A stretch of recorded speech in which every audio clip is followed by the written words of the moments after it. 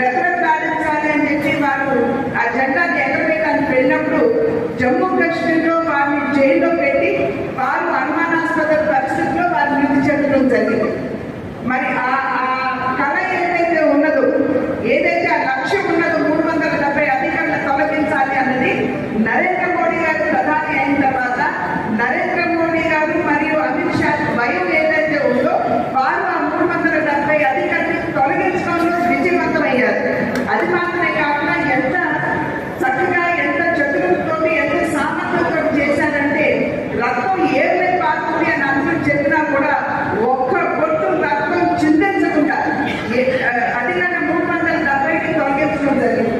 కనుకనే నరేంద్ర మోడీ గారు కావచ్చు, నడ్డా గారు కావచ్చు, ఈ 370